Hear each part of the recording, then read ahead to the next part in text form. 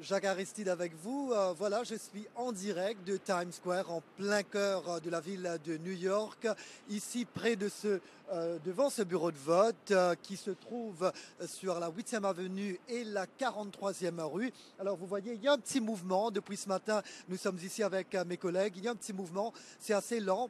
Alors comme ailleurs sur la côte est des États-Unis, ce bureau est ouvert depuis 6 heures ce matin.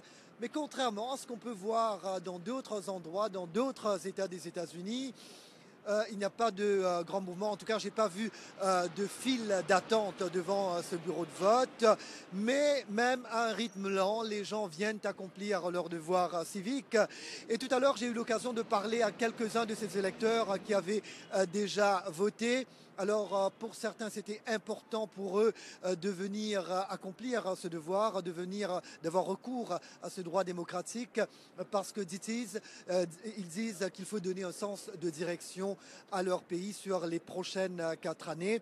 Pour d'autres, entre Hillary Clinton et Donald Trump, le choix était clair. Alors justement, je dois dire que ici, dans l'État de New York, c'est un État majoritairement démocrate. C'est-à-dire c'est un État qui a voté bleu, qui a voté démocrate pendant de nombreuses années, sauf en 1980 et 1984, lorsqu'il y avait évidemment Ronald Reagan. Il était très populaire, évidemment. Alors, il faut aussi dire qu'il y a plus de 12 millions de personnes, d'électeurs inscrits ici à New York. Et ce qu'il faudra suivre, c'est le taux de participation, parce que par le passé, ce taux de participation a été très bas et ça a tourné autour de 20%. Donc vraiment pas terrible en ce qui concerne New York. Alors il y a des gens qui disent parce que c'est un État bleu, c'est un État qui vote démocrate depuis de nombreuses années, donc les gens pensent que c'est déjà acquis. Mais il faudra bien suivre cela cette année. Alors je dois aussi dire que Hillary Clinton, la candidate démocrate, a voté près de son domicile dans une école. C'est à Chappaqua, c'est dans l'État de New York.